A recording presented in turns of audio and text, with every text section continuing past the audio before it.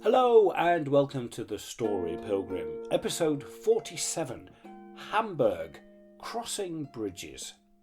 Now, over the past couple of years I've had the opportunity to visit Hamburg several times. Been very, very lucky, but this time I was able to have a little bit of time to walk and discover what it has to offer.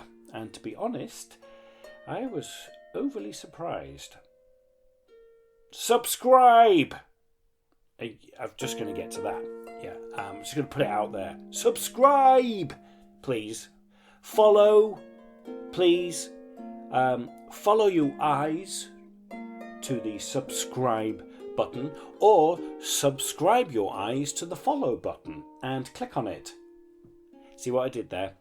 Whether you're watching on YouTube or you're listening on Apple, Spotify, Podbean, whatever it is, do something like that. Thanks very much. Now, Hamburg, home to the Reeperbahn, Hamburger SV, and Hamburger Micho, all of which I'm not going to talk about during this episode, as there is so much to see. There's even a place that I really geeked out about, and I'm a little bit embarrassed that I did, but no, I think you will too, because it's just so much fun. More of that later. Let's just dive straight in. Hamburg, Germany. Quite a few interesting facts about Hamburg. Hamburg, Europe's second largest port behind Rotterdam, has the world's second largest cemetery, Augsburg. I'm probably pronouncing that wrong. I'm going to probably pronounce quite a few names wrong as we go along. Is the city in the world that has the most bridges. Combined, Venice, Amsterdam and London still do not have more bridges than this town, this city. 2,496 bridges in Hamburg. That's quite impressive, isn't it?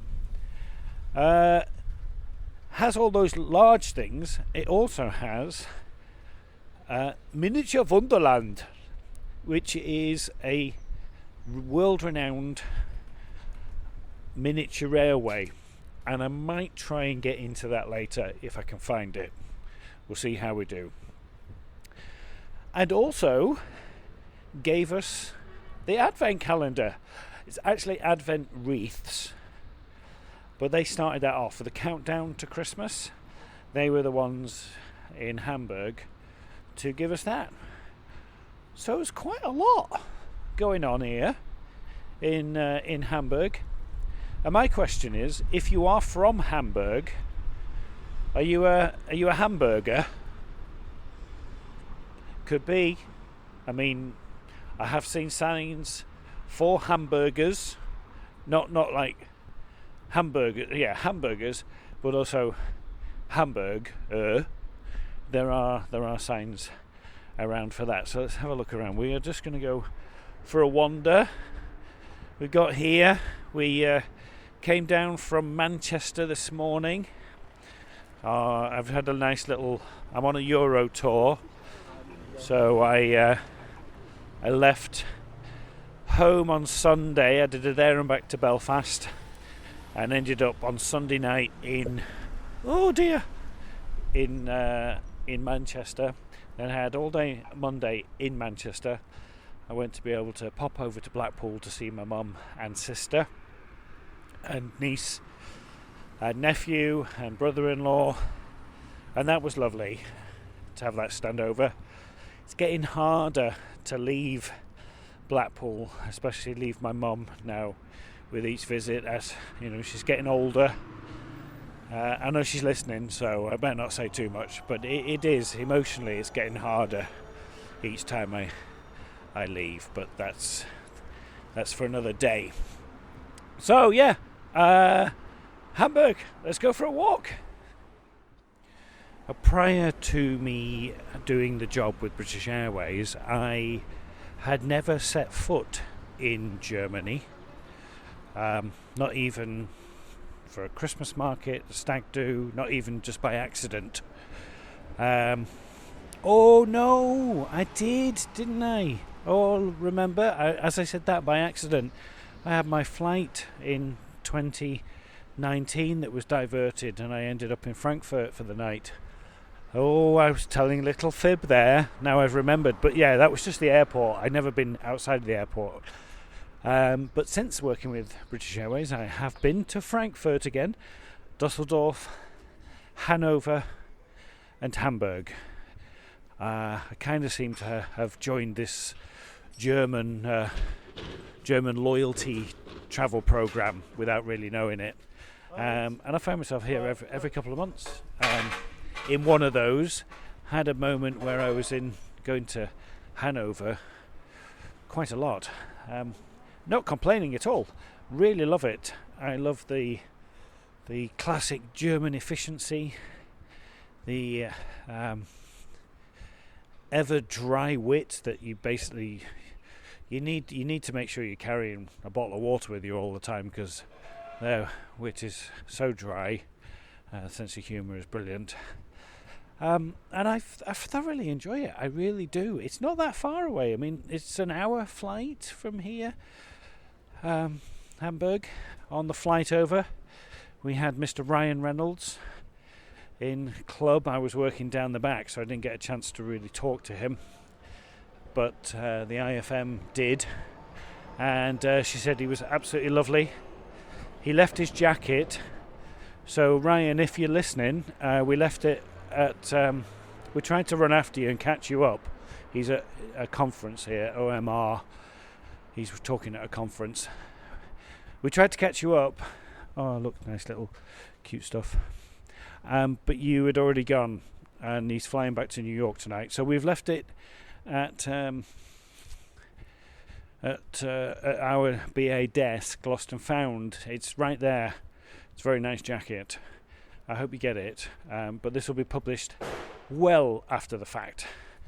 Okay, so look, here we go. We got a little shop here. Pet Shop Boys. My connection with the Pet Shop Boys is very tentative. Went to school with Greg Lowe, brother of Chris Lowe. I might have told you that story. Anyway, yeah, I'm loving Germany, and yeah, there's lots to see. One thing that I forgot to mention when I was talking about Hamburg and what it's famous for, the Beatles. The Beatles came to Hamburg and honed their skills, their craft here before they, became really famous. So they spent time here in this city and used the inspiration to give us what they gave us, and still give us in their music. It does have a really gritty, artsy scene here. The times I've been before, it does have that feeling of like, it's got the industrial. I mean, most port cities are very working class, very down to earth, very, very real. And you can see how that can inspire artists' creative minds. Dog having a poo. Yeah, that's a big dog, isn't it? That's a big poo. She needs a big bag for that. Ooh. Anyway, yeah, the Beatles honed their craft here. Thank you, Hamburg.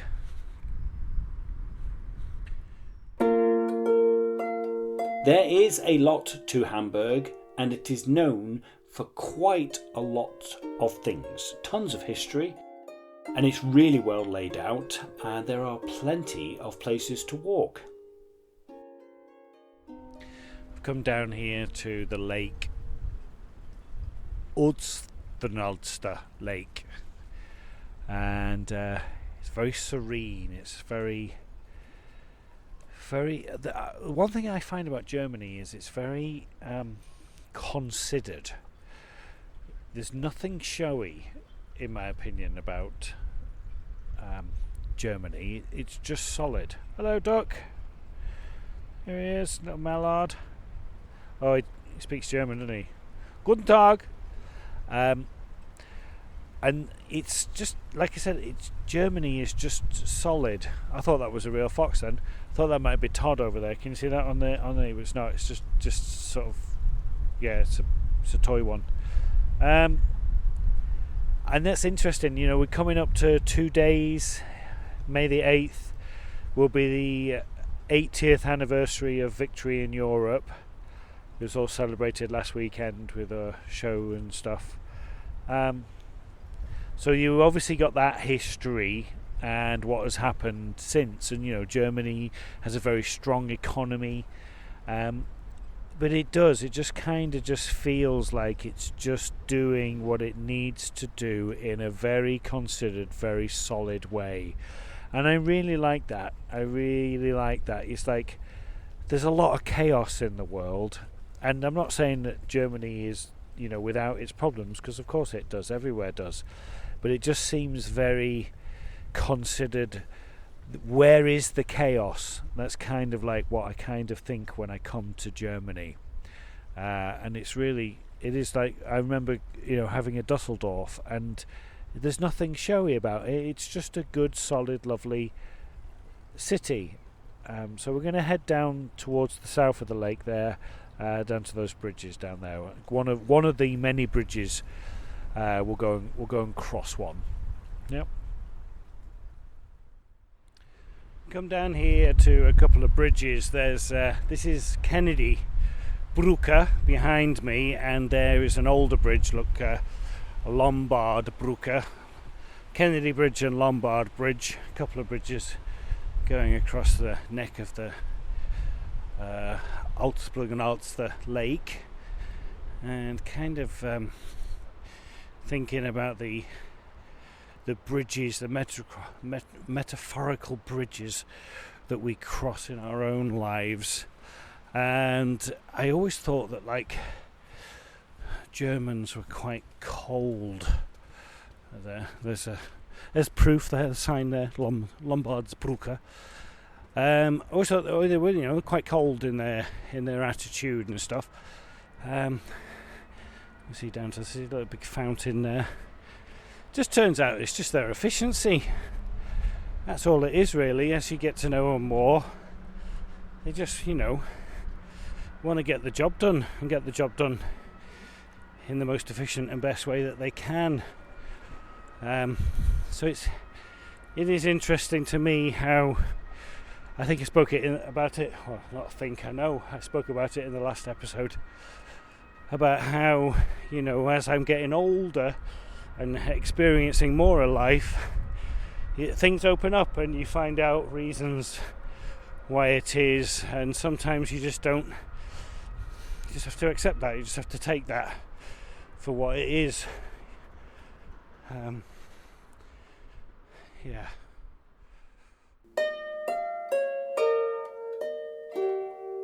So far I didn't get lost, but I was enjoying the many different areas that Hamburg has to offer.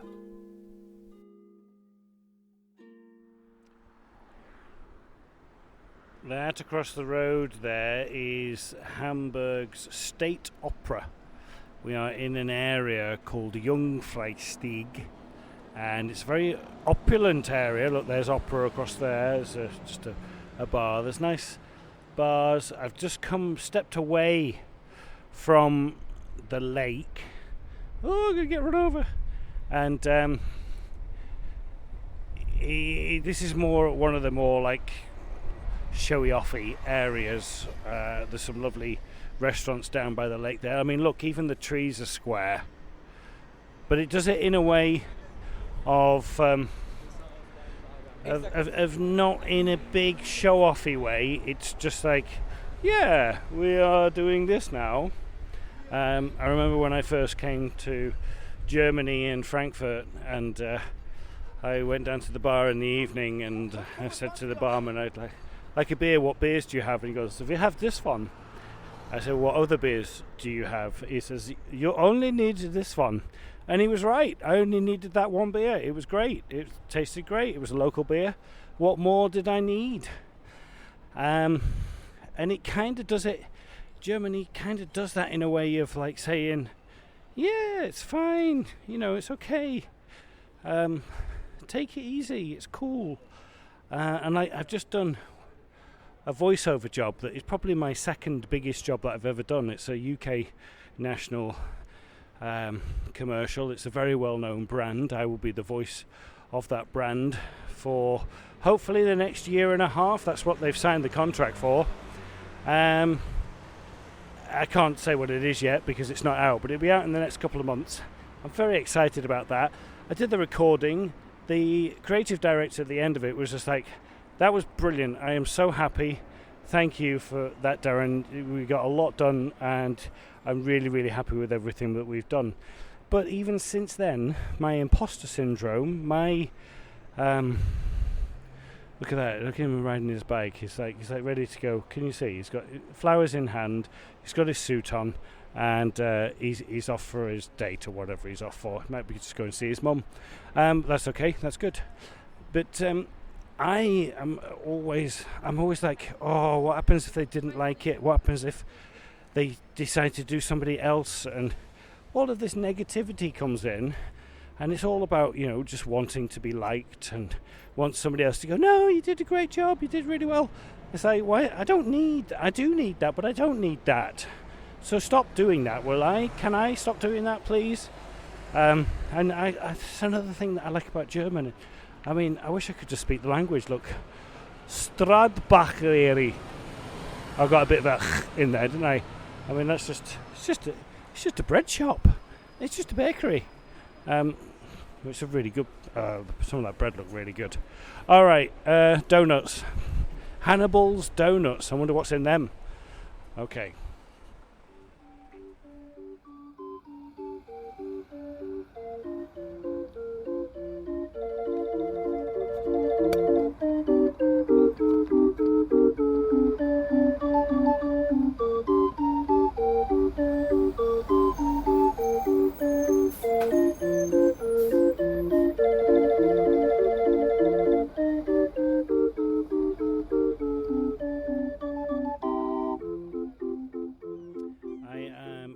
Rathaus. It's the city square, and that is the city hall. Look at it! It's massive! It's huge! Yeah, I mean, but it's there doing its thing. Look at it! Look at it! Yeah, it's Gothic, it's stone, it's got a green roof, it's just massive! But it's just doing its thing, and that's what another thing that I love about Germany is. Yeah, it's got history. We've got history. The UK has history. We can tend to romanticize our history, but obviously it's kind of a different history, isn't it? It's not a different history. More recent history. Go back. They've got a lot of history back there, but they're just not that nostalgic about it. They kind of just shrug it off. And there's kind of something powerful in that. We tend to be a bit more like, ooh, and we've got a lot to answer for, us Brits, as do the Germans. But they kind of, like I said, they just kind of shrug it off. And like I say, yeah, there's something powerful in that shrug. But yeah, look, St. Michael at one end and somebody else at the other. I can't tell who that is because I can't read it. My eyes. I need my eyes done. But yeah, really cool. And look, they kind of got knobbly trees in here. They kind of want to be square, but they're just knobbly. I've got knobbly trees. The Hamburg Rathaus. I added the rolling of the R in there. Built between 1886 and 1897. 97, yeah. Neo-Renaissance with a element of Renaissance, Gothic and Baroque styles in there too. Contains 647 rooms, and I didn't go into one of them because my time was limited. And there was a place that I kind of referred to at the start that was highly recommended and I really wanted to go. So I headed off in the direction of Miniatur Wunderland.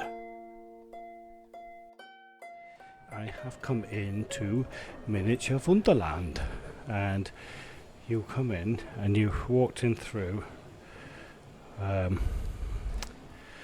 a big cafe, big gift shop and everything, and then in we go, and immediately we are presented with all of the people that are doing the work,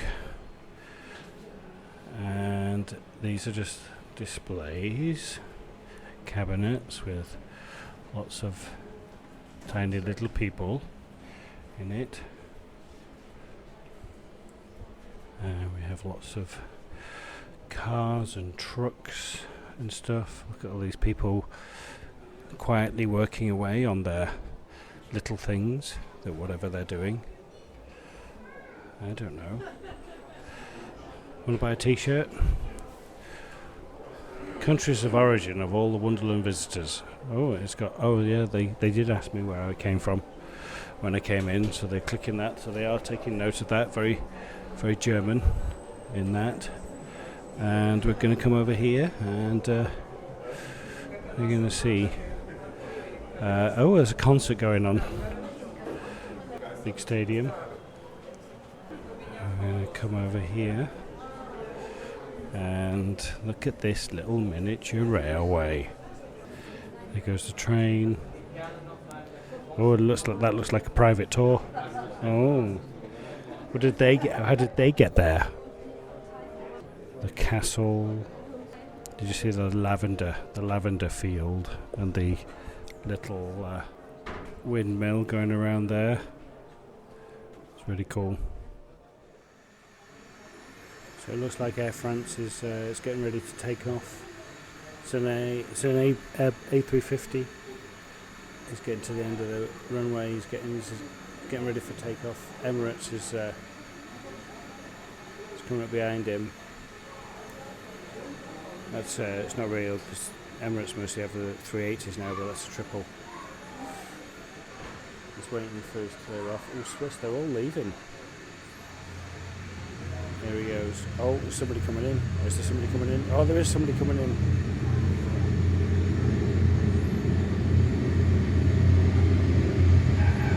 Another textbook landing there from Condor. Well done, Condor. They're all landing. Air France is taking his position. Condor stopped at the end of the runway. I mean, Air France isn't going to be able to move yet. Oh, there you go, he's off. This is the control centre. Look, they are controlling all the trains, and look, even one of them's got a camera on it so they can see it going through. That must be really cool. They've got all the cameras and stuff that they can see everything. But he doesn't look too happy, does he? He's not having a good day. Oh no, it's all control. It's gone out of.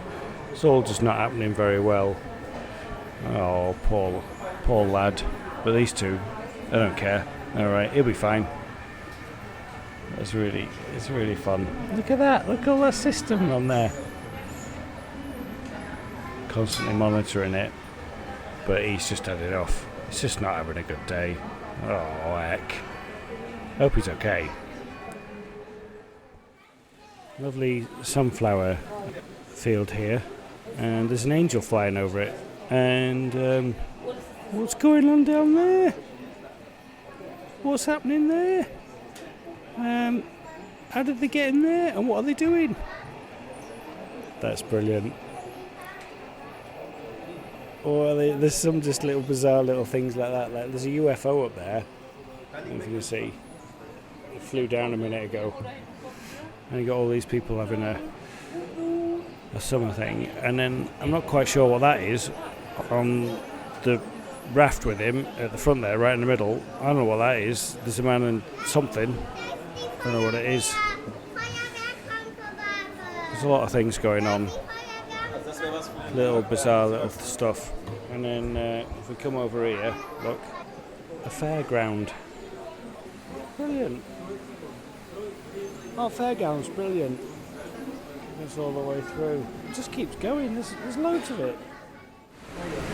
That bridge there is the longest. is the biggest structure in the Miniatur Wunderland. Its suspension bridge is 8 metres long, which is pretty cool, isn't it? And then you got the underwater bit. Could have put some real fish in there.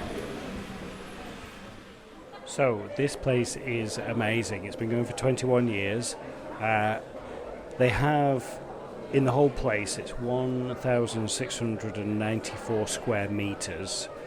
They have 1,231 trains with 12,000 wagons, 1,403 signals, 3,627 switches, I'm reading this, and 52 planes, 157,000 trees, so they're doing their bit for the environment, 292,110 figures, 5,278 bridges and buildings, and 521,500 LEDs. It's brilliant. It really is. It's a lot of fun. You really could come in here and spend a very long time. It's really cool. So yeah, if you come to Hamburg, you have to come to Miniatur Wunderland. Highly recommended. Miniatur Wunderland is wunderbar. I absolutely loved it there.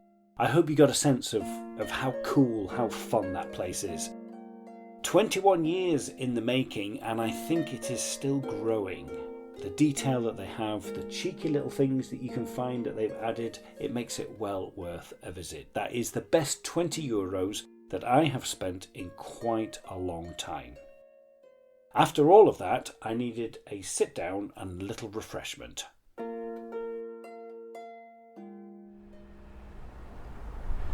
So I have my flat white, my croissant, my little heart biscuit, look at that. And I'm sat in this lovely quiet square in Hamburg. The sun is shining. I've been up since 4 o'clock this morning, but it's all good. I'm going to have to get up at 4 o'clock tomorrow morning, but it's fine. And I feel like Germany is kind of telling me that everything's going to be all right. No matter what the chaos is happening, no matter what is going on, no matter how much overthinking you're going to do, it's still going to be okay. And I kind of like that. I think that's why I kind of like coming here. It is very steady. I've used the word a couple of times. It's very considered. It's very stoic. It's very solid. It's not very nostalgic. It's very dry. It's very efficient. And there's a lot to be said for that. So thank you, Hamburg. Thank you, Germany, for teaching me that. I probably will have to keep coming back just to be reminded and just to learn the lesson that keep the foundation strong and we'll be all right. And the foundation is strong. I've been very fortunate to have been brought up by a wonderful mom and had a wonderful stepdad who was basically my dad, and I'm very lucky with that. There I go again with my luckiness, but yeah, I am. So thank you to all of those and much more to come.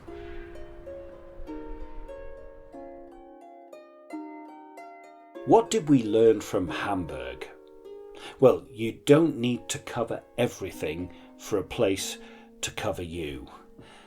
That you can cross a bridge without knowing it, even if you didn't know you were on the wrong side of anything, really. And that sometimes the thing that leaves you the biggest impression is a tiny little plastic man paddleboarding in the middle of Miniatur Wunderland. I think that travel does that at its best. It just nudges you. It doesn't shout. It just slips a small, silent idea into your coat pocket while you're busy looking at something else. And that idea might be you've changed a bit. You didn't plan it, but you saw something and now you carry it with you. Hamburg surprised me, not because it's loud or shiny or shouting for attention, but because it isn't. It's confident in its structure, in its considered corners, in the quiet detail that rewards you if you bother to stop and notice. Thank you for walking with me. The Story Pilgrim was walked, talked, written, directed, produced, edited by me, Darren Hill. Anya Backer, as always, provided the amazing, if not distracting music, so my sister says, on Sean the Harp. For more about the Story Pilgrim, please visit our website.